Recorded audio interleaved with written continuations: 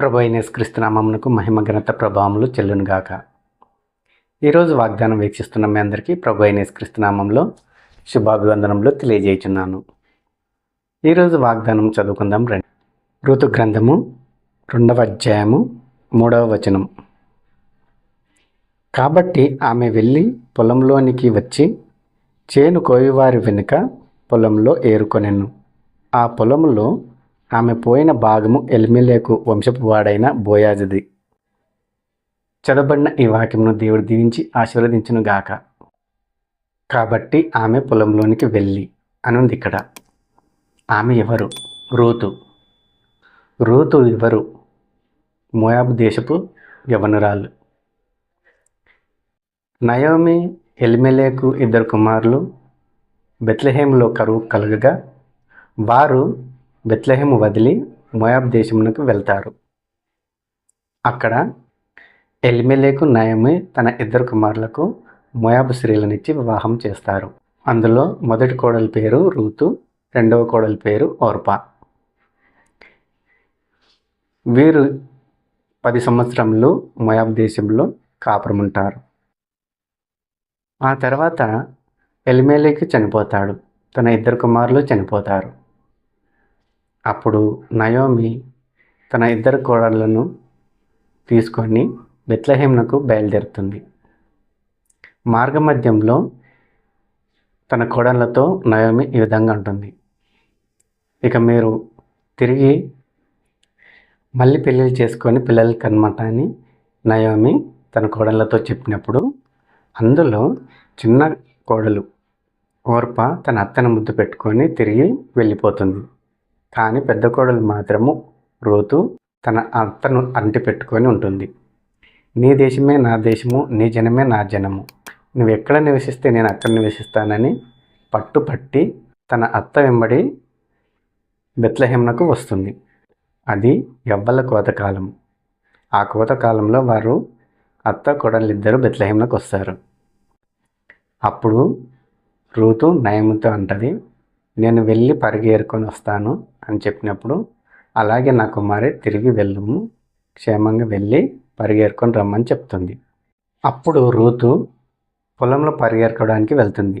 ఆ పొలము ఎలిమెలెకు వంశపు వాడైన బోయాజుది. ఆమె కోత కోయేవారి వెనకాల పరిగె ఏరుకుంటుంది. అప్పుడు బోయాజు బెత్లెహేములో నుండి వచ్చి పనివారిని చూచి, యెహోవా మీకు తోడై ఉండునుగాక అని పలికినప్పుడు పనివారు బోయాజును చూచి, దేవుడు నిన్ను దీవించునుగా అని బోయాజుతో పలుకుతారు.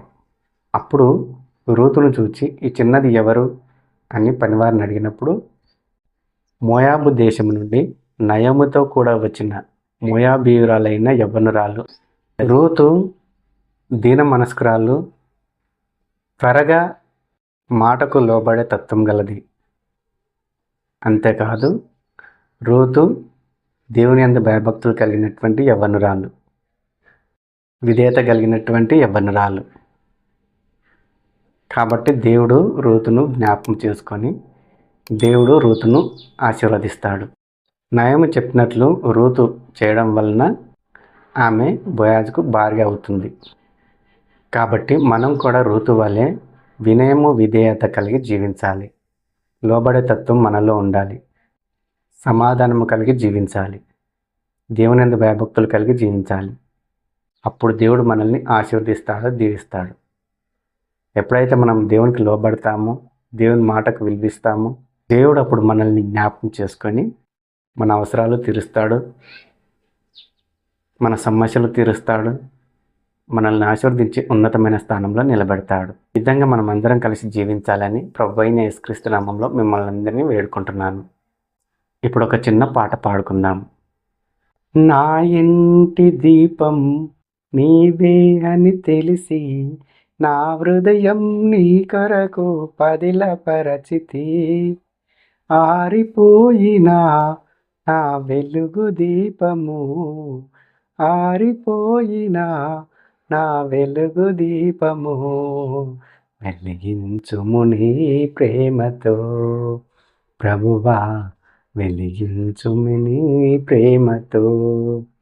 ఎన్ని తలచినా ఏది అడిగినా జరిగేది నీ చిత్తమే ప్రభువా, జరిగేది నీ చిత్తమే. ప్రార్థన చేసుకుందాం.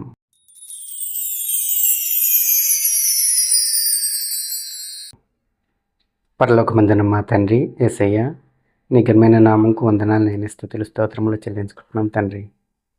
అవును ప్రభువా, రూతు వల్లే నాయన మేము వినయము విధేయత కలిగి జీవించుటకు సాయం చేయండి. త్వరగా నాయన మాటకు లోబడే తత్వం ప్రభువా మాలో కలిగించండి తండ్రి. యేసయ్య, మేము ఎల్లప్పుడూ సమాధానం కలిగి విధేయత కలిగి నీతి నిజాయితీగా యథార్థంగా ప్రశాంతంగా జీవించుటకు సాయం చేయండి. నీ గొప్ప వాత్సల్యంతో ప్రభువా మమ్మల్ని కనికరించమని, కృప చూపమని, సాయం చేయమని వేడుకుంటున్నాం తండ్రి. నీ బలిష్టమైన రెక్కలు, నీ బలిష్టమైన హస్తాలు ఎల్లప్పుడూ మాపై ఉంచమని వేడుకుంటున్నాం తండ్రి. ప్రతి ఒక్కరిని నాయన వారి వారి పాపముల నుండి విడుదలను దయచేయండి. ప్రతి ఒక్కరికి వారి వారి సమస్యల నుండి విడుదలను దయచేయండి. మేమందరం నాయన నీ ఎదుట సమాధానముగా జీవించుటకు, మాటకు లోబడి జీవించుటకు, విధేయత కలిగి జీవించుటకు సహాయం చేయమని వేడుకుంటూ, మమ్మల్ని మేము తగ్గించుకుంటూ నీ నామం నచ్చించుకోమని వేడుకుంటూ, యేసుక్రీస్తు నామంలో ఈ మనవులు సమర్పించుకుంటున్నాం తండ్రి. ఆమెన్.